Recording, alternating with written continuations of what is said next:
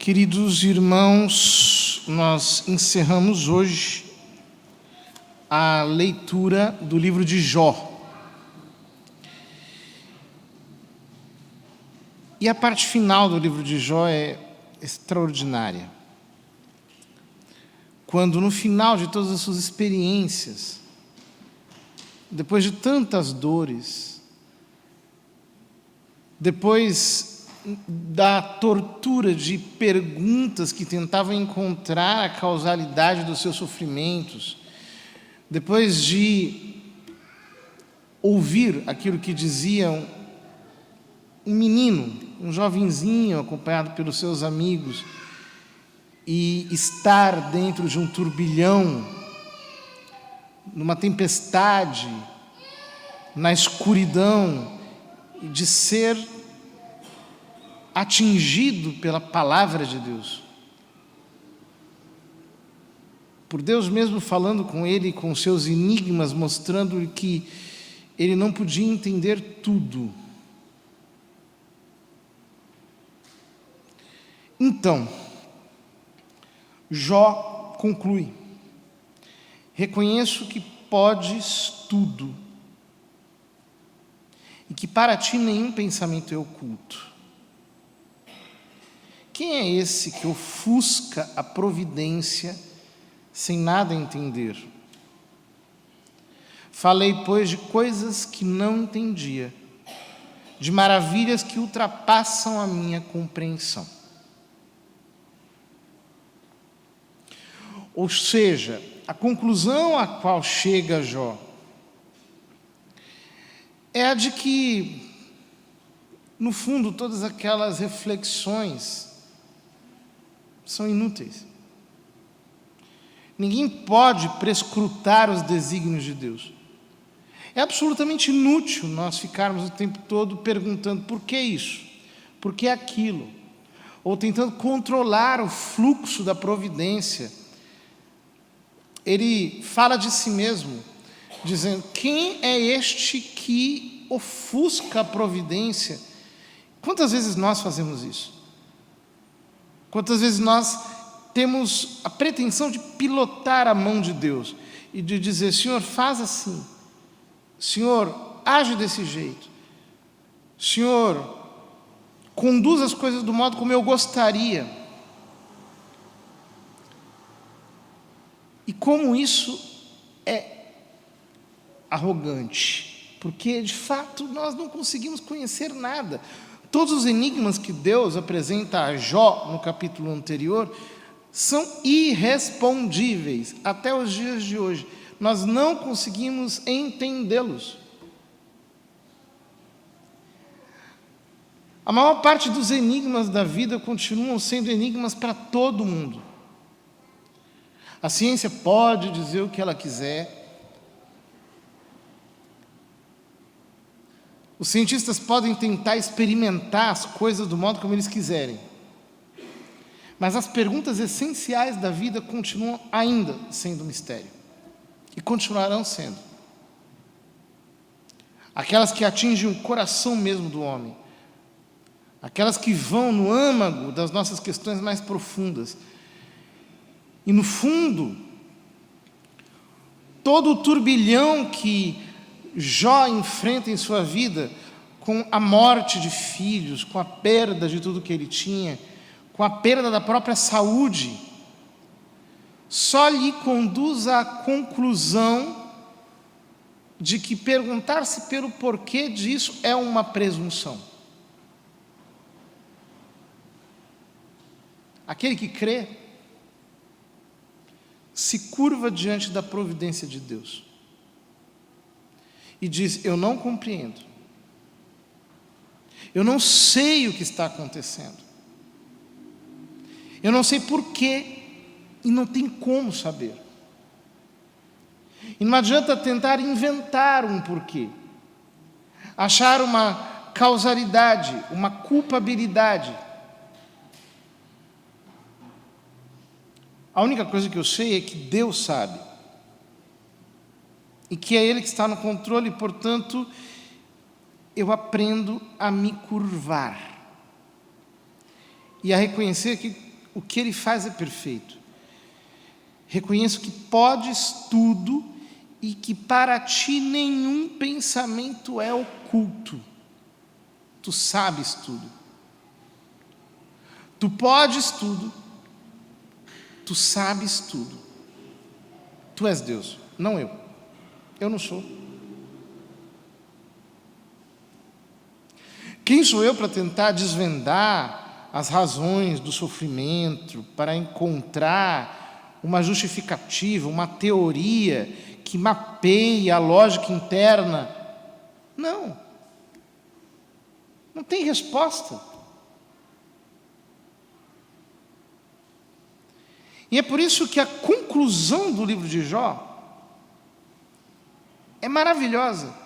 Ele diz: conhecia o Senhor apenas por ouvir falar, mas agora eu o vejo com meus olhos. Por isso me retrato e faço penitência no pó e na cinza. Ou seja, quando no sofrimento nós nos curvamos diante dele e nós reconhecemos que ele sabe, nós não. Ele pode, nós não. E nós renunciamos a questioná-lo, a emparedá-lo, a entrevistá-lo, e nós simplesmente nos abandonamos em sua mão. Após o sofrimento, o que vem é um conhecimento muito maior de quem Ele é, da sua grandeza, da sua sabedoria e do seu poder. Da sua grandeza, porque nós percebemos que, por pior que as coisas estejam, para tudo tem um limite imposto por Ele. Da sua sabedoria, porque nós aprendemos tantas lições. Nós entendemos coisas que nós não entendíamos antes. Nós nos conhecemos melhor. Nós conhecemos melhor os outros. Nós sabemos de um modo mais perfeito quem é quem. Nós aprendemos a ponderar melhor as situações, a analisar aquilo que importa realmente, aquilo que não importa. Quantas vezes na hora da tribulação é que nós descobrimos quem são os nossos verdadeiros amigos, quem são aqueles que não são nossos verdadeiros amigos. Quantas vezes na hora da tribulação nós descobrimos aquelas coisas que realmente são importantes para nós. Quantas vezes pessoas, por exemplo, me narram que depois de um câncer, depois de uma vitória contra uma doença terrível que às vezes deixou marcas profundas no corpo, elas hoje sabem valorizar muito mais a companhia da família, sabem valorizar momentos simples, como tomar um café de manhã com o marido. Depois de recuperarem o paladar, conseguem experimentar a maravilha de comer um pãozinho com manteiga. Quantas vezes, depois do sofrimento, nós descobrimos tantos aprendizados que de outro modo nós não teríamos. Mas, sobretudo, nós descobrimos que Deus é poderoso. Por quê? Porque depois de passar por isso, nós entendemos que o que nos manteve em pé foi a graça dEle. Nós não conseguiríamos, nós enlouqueceríamos, nós morreríamos, nós muitas vezes somos esticados de tal modo que parece que nós vamos quebrar. E por que nós não quebramos? Porque de fato existe um Deus que nos faz descobrir forças ocultas que Ele colocou em nós mesmos. É isso que Jó diz, quando ele diz agora, no final de tudo isso, eu te vejo com os meus olhos. E por isso eu reconheço que eu sou pó. Eu olho para mim como pó. Eu me entendo como pó.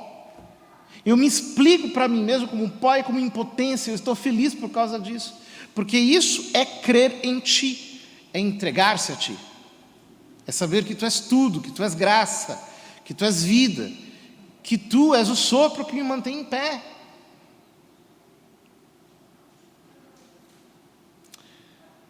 Então o livro se conclui dizendo que o Senhor abençoou a Jó no fim de sua vida, mais do que no princípio, porque é assim mesmo. Ou seja, quando a gente sofre, a gente fica mais forte, então a gente volta para a vida com uma garra muito maior, para que as coisas deem certo de verdade. Ele possuía agora 14.000 ovelhas, o dobro do que tinha antes, 6.000 camelos, o dobro do que tinha antes, 1.000 juntas de boi e 1.000 de jumentas, o dobro do que tinha antes. Mas teve outros 7 filhos e 3 filhas. Ele não teve o dobro de filhos. Ele teve 7 filhos e 3 filhas. Por quê? Filho você não perde, quando morre, continua existindo, a alma é imortal. Filho é dom definitivo de Deus.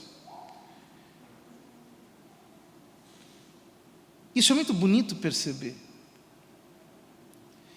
E é bonito perceber que nesses filhos estão significadas tantas coisas espirituais. Os pais da igreja diziam que as 3 filhas representam as 3 virtudes teologais, a fé, a esperança e a caridade. E os 7 filhos, as 7 virtudes infusas. Em todo caso, são dons definitivos, que Deus não tira. Da parte dele estão garantidos para nós. Não havia em toda a terra mulheres mais belas que as filhas de Jó. Seu pai lhes destinou uma parte da herança entre os seus irmãos. Depois destes acontecimentos, Jó viveu 140 anos. E viu seus filhos e os filhos de seus filhos até a 4ª geração. E Jó morreu velho e repleto de anos. Alguns comentadores dizem que o livro de Jó é um grande debate entre 2 teologias. A teologia da graça e a teologia da retribuição. A teologia da retribuição diz que se o homem é justo, Deus lhe retribui com uma vida abundante. A teologia da graça diz que Deus abençoa o homem em qualquer circunstância, favorável ou desfavorável.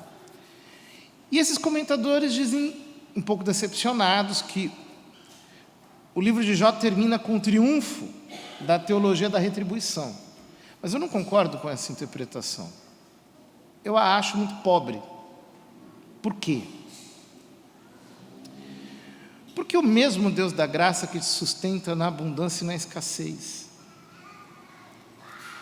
É o mesmo Deus da graça que te faz passar por provas e que depois te faz sair vitorioso delas. É evidente que nem sempre nós sairemos vitoriosos como nós gostaríamos. Mas é o mesmo Deus que realiza tudo em todos. É graça quando nós estamos passando pela prova e saímos disso vivos. É graça quando nós passamos pela prova e saímos disso mortos. É graça quando depois da prova nós temos dobro. É graça quando depois da prova nós não temos quase nada, porque a nossa herança é o Senhor. O que o livro nos quer ensinar é que se o sofrimento for bem vivido, sem revolta, sem nenhum tipo de desespero, nem alguma rebelião da nossa parte, se nós formos dóceis, se nós tentarmos meditar para conhecer a mão do Senhor, nós sempre sairemos mais sábios e mais fortes dele. E Deus, que não nos nega a sua graça, sempre estará disposto a nos fazer recomeçar, ainda que seja do zero. Vamos pedir ao Senhor que nós sejamos muito corajosos. E para isso, Nós precisamos ser como crianças. Jesus no Evangelho diz que o Pai revela as coisas aos pequeninos. Ele se revela a quem é pequeno, mas ele se esconde de quem se considera sábio, inteligente. Porque na hora realmente que nós temos que enfrentar a prova, na hora que a morte visita a nossa casa, na hora que a doença toca a nossa carne, você pode ser sábio como você quiser. Você geme e chora. É por isso que o sofrimento nos torna humildes, nos faz sair da nossa posição de arrogância e nos coloca naquele lugar de vulnerabilidade em que talvez seja a única condição em que nós nos abramos para aprender alguma coisa e para conhecer verdadeiramente o poder de Deus. Que nós sejamos pequeninos, então aprenderemos com muito mais simplicidade as lições que Deus nos quer dar com a sua providência. Não tentaremos pilotá-lo. Seremos como Santa Teresinha do Menino Jesus, cuja festa celebramos hoje, cuja vida estava inteiramente nas mãos de Deus e por isso ela soube beijar a cruz e fazer com que a sua vida, como disse ela em suas próprias palavras, fosse uma rosa despedaçada para que o Cristo crucificado pudesse passar por ela, ainda que tendo o consolo de um mínimo reconhecimento de amor. Nós seremos assim, simples, pequenos,